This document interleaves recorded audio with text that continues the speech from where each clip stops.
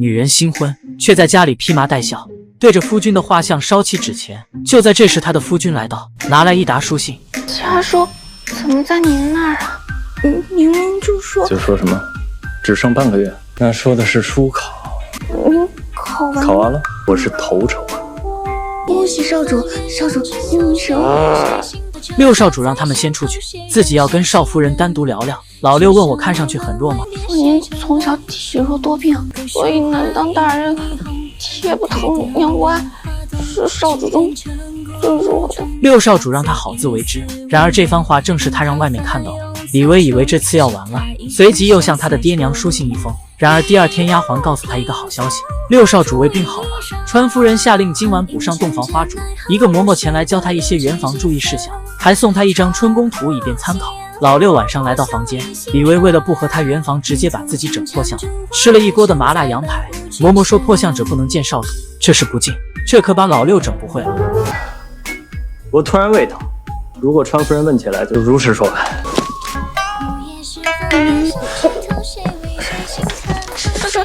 少主要是这么有兴致，您可以另寻旁人。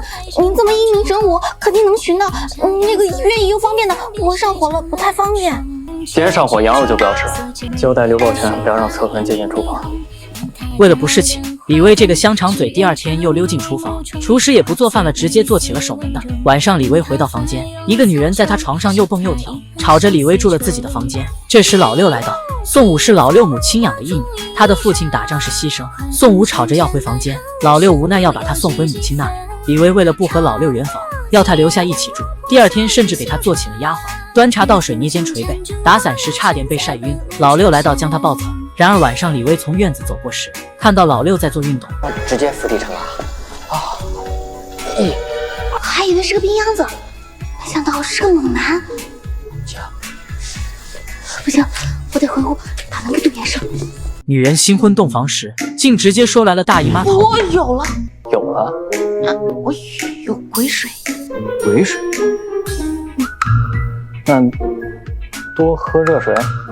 老六说不会强迫他圆房的，来这是为了请李薇帮忙打理好内院的关系。自己年近弱冠，需入朝为官，要在父亲面前树立好形象，和兄弟之间不同于寻常人家。然而第二天李薇也有个请求，如果在内院表现得好，待老六开府入朝后，自己就可以离开。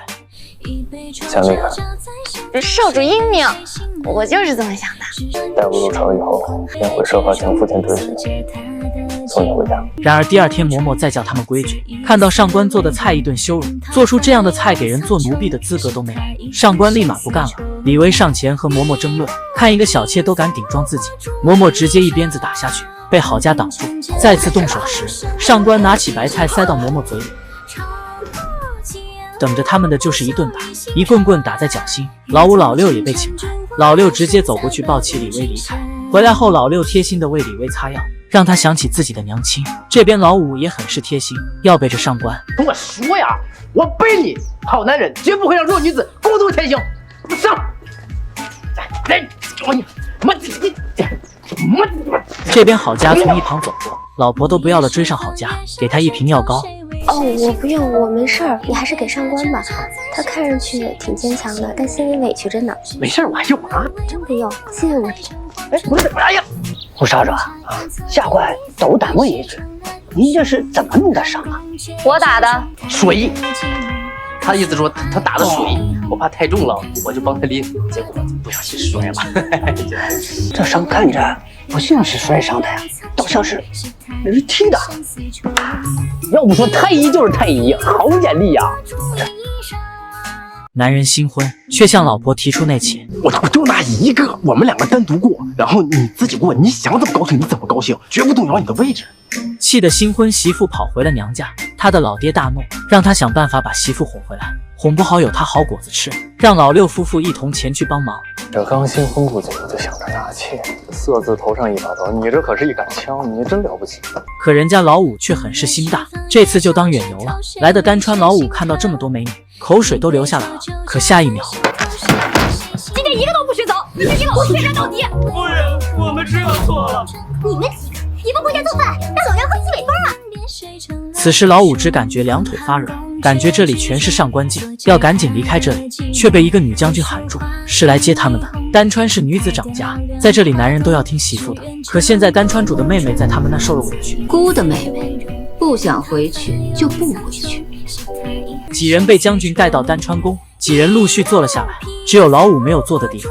就在这时，丹川主来到，给老五安排了丹川复兴女婿的位置。上的第一道菜是鱼末，最适合有眼无珠者食之。老五硬着头皮吃下。第二道菜是黄喉，牛的心管，复兴国姓者犹如此牛，没办法，老五还得硬着头皮吃下。最后一道是猪脑花，这是猪脑花。若丹川女婿博待夫人，我们也不介意试试人的。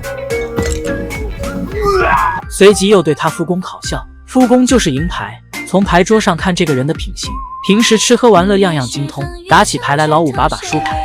等会，错了。哎呀，没有，打错了。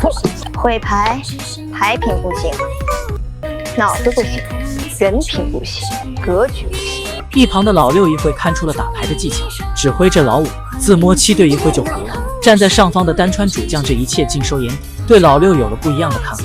丹川主看老五德行有亏，下令让他们和离。晚上老五收拾东西就要跑路。你作为少主，不是更应该为两川之间的和平着想吗？我知道你跟上官没感情，我也不喜欢六少主啊，还不是为了继承留在这儿了。我的意思是，我配不上您，您也看不上我。第二天，老六独自找到丹川主。老六说知道丹川主对两川和亲会盟不满很久了，这次为郡主撑腰，不仅是不满妹妹被欺负，也想借机向新川示威。没想到眼前这个男人看出了他的心思。我愿给丹川主一个承诺。六少主，姑没想到你竟敢在丹川如此直言不讳。我与丹川主本就不谋而合，直言又何妨？六少主保证上老五不在内切，上官回去后不再受委屈。老六离开时，丹川主约他午后现场相见。喜欢的社员们可以去看正片哦。Follow 影视剧新社剧解说系列，我们下集继续。